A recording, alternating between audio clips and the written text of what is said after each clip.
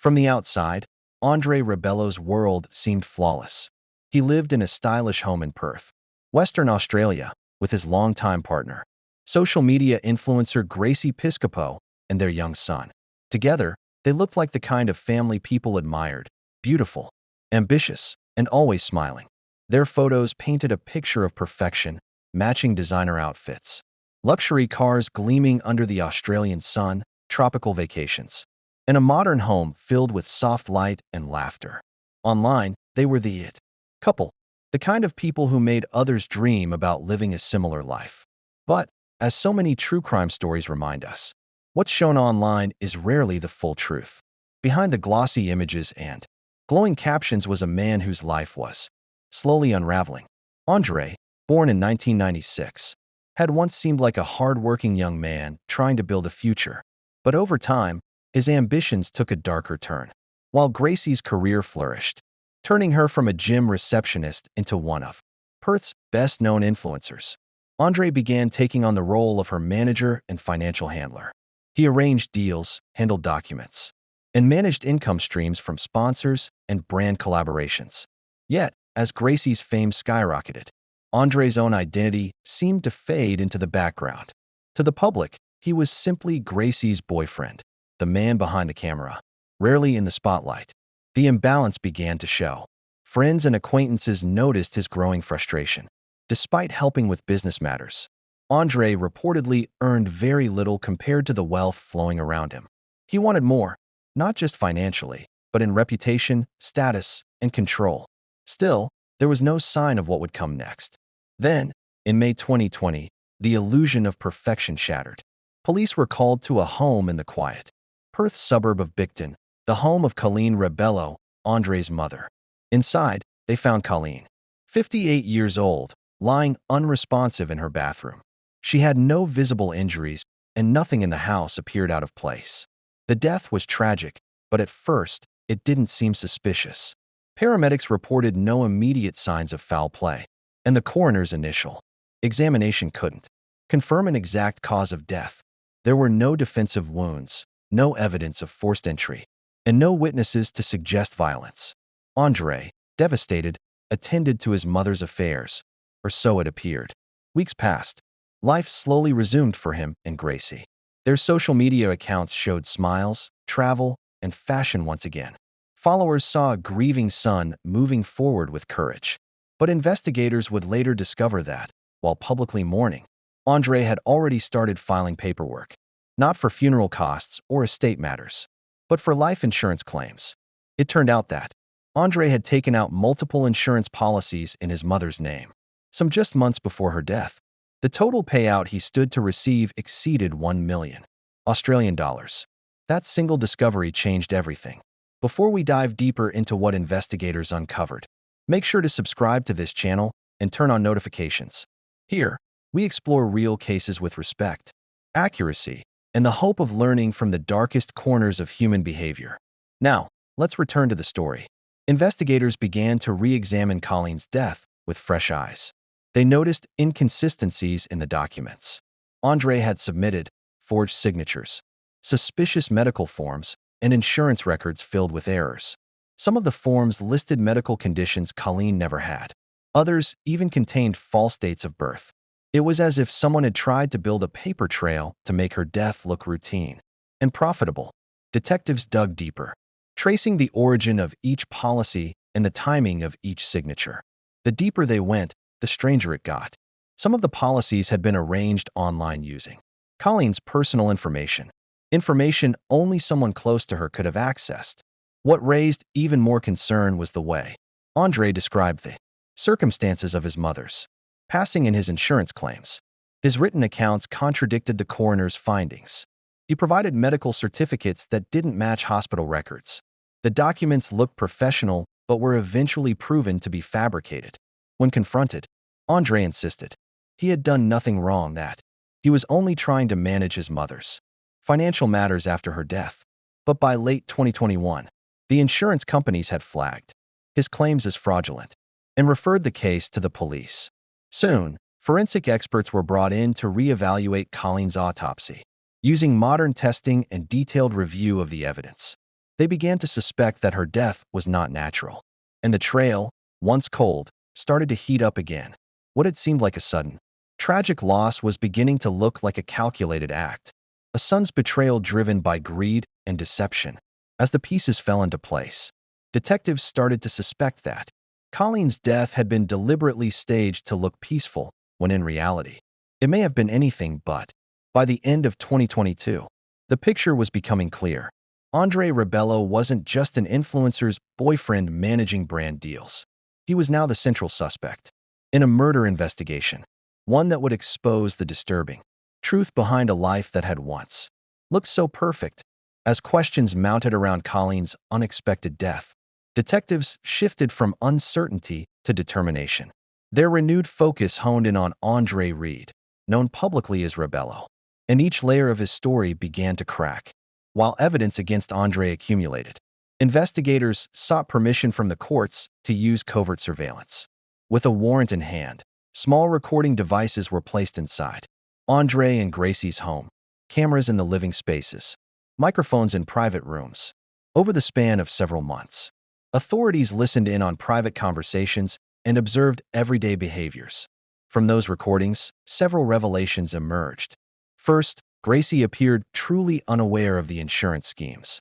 In audio captured in heated exchanges, she angrily confronted Andre. One recording captured her saying, "If you had anything to do with my mother's death, once it comes out, you'll go to prison." Her voice trembled with fear and anger.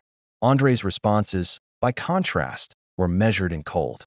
These internal disputes offered insight into their fractured reality behind the polished online presence. While Gracie apparently held no knowledge of the fraud, Andre seemed to stubbornly push ahead, confident his plans would not be unraveled. Public image and private reality diverged sharply. While on social media, they prided themselves on designer outfits, exotic getaways, and sleek vehicles. The truth was far less glamorous. Investigators uncovered that the home in which they'd lived, the Range Rover they showcased, and much of their perceived luxury weren't actually owned.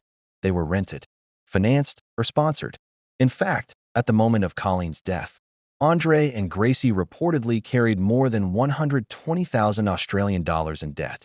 They were months behind on rent and car payments. And Gracie faced tax liabilities she was unaware of. Andre had presented their cryptocurrency ventures as a golden ticket, a way to escape mounting debts and continue their lavish lifestyle. But over the years, the returns were negligible. Their crypto holdings had yielded only a few dollars of profit. The narrative of breakthrough success was a mask concealing financial collapse. Faced with this mounting pressure, Andre had one option left: to make a drastic move. The life insurance policies in his mother's name, already in motion, offered an escape route. The audit of Andre's insurance claims revealed chilling detail. The policies had been taken out only shortly before his mother's death, and all benefited him exclusively. None of his siblings, Monique, Fabian, or Julian, were listed as beneficiaries.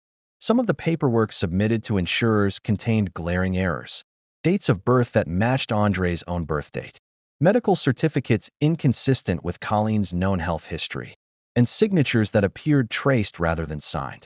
At least one forensic expert testified that documents bore clear signs of tampering. But perhaps the most startling revelation involved artificial intelligence.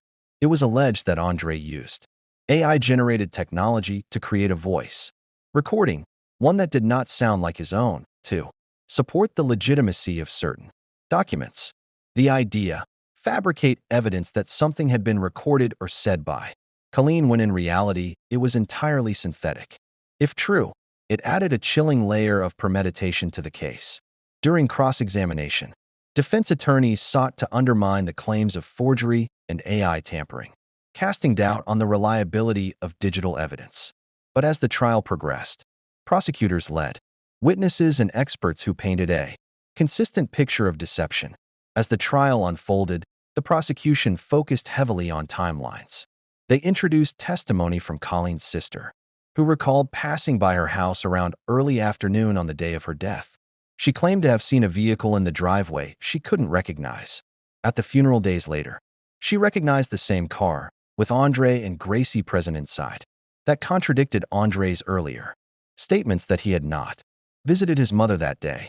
When confronted, Andre admitted to being at his mother's residence that morning for about 45 minutes, but claimed she seemed distressed, talking about aging and expressing fears about life's worth. His version of events suggested possible suicide or self-harm.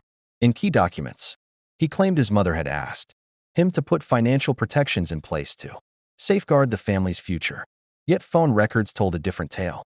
Around the time he claimed to be away, Andre missed multiple calls from Gracie, a behavior that many close to them said was uncharacteristic.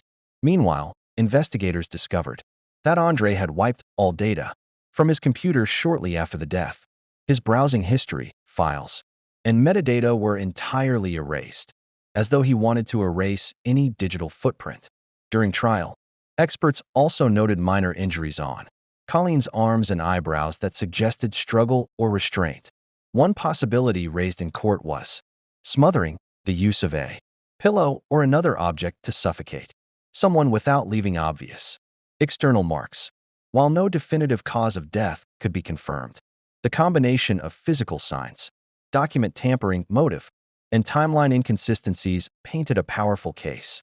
After weeks of testimony and exhaustive cross-examinations, a jury was tasked with weighing circumstantial evidence, expert interpretation, and conflicting narratives. On December 5, 2024, after 2 days of deliberation, they delivered a unanimous verdict. Andre Rebello was guilty of the murder of his mother. Sentencing followed. He was handed a life sentence, with a minimum non-parole period of 25 years. Colleen's family, especially the children not mentioned in the forged will, were left reeling, navigating grief, shock, and betrayal simultaneously. Gracie, though never charged, addressed the verdict publicly. In a short message, she expressed sorrow for what had happened, said she would continue to care for their son, and asked for privacy as she moved forward. The influencer world watched closely as her social media presence changed. Less glamorous posts, fewer collaborations, and a tone of cautious rebuilding. With the verdict announced, the once admired image of Andre Rebello crumbled completely. The man who once lived under bright lights, posing beside luxury cars and pristine backdrops, was now reduced to a prisoner number. Every carefully crafted image, every smiling photo, had become part of an illusion built on deception and control. For those closest to Colleen Rebello, the pain of her loss was compounded by the realization that her own son, the person she had loved and trusted most, was behind her death. In the weeks following the verdict, Colleen's children tried to piece together what was left of their family. Her eldest son, Julian, took the lead in handling her estate.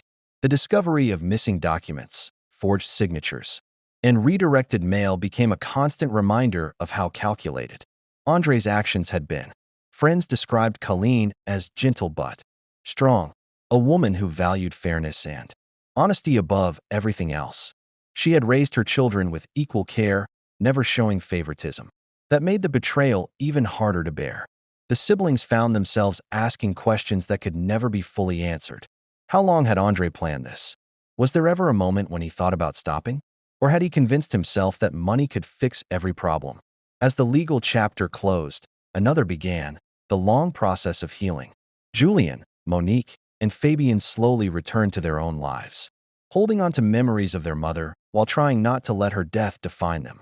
Beyond the family tragedy, this case became a symbol of something larger, the widening gap between reality and what people show online.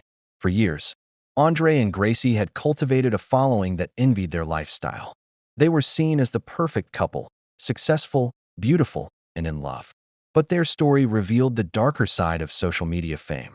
How easy it is to fall into the trap of maintaining an illusion, even when it means losing sight of real life. Experts later pointed out that the need to appear perfect online can drive extreme behavior. Some influencers, they said, measure their worth not by who they are, but by how their audience perceives them. In Andre's case, that obsession with perception may have been a key factor in his downfall.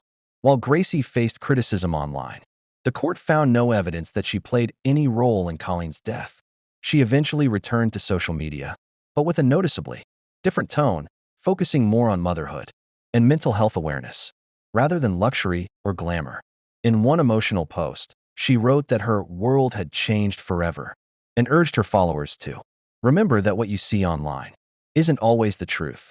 Public reaction to the case was intense. News outlets covered every detail, and comment sections overflowed with debate. Some sympathized with Gracie, believing she had been manipulated by a partner who kept too many secrets. Others felt she should have seen the warning signs. What united most people, however, was shock.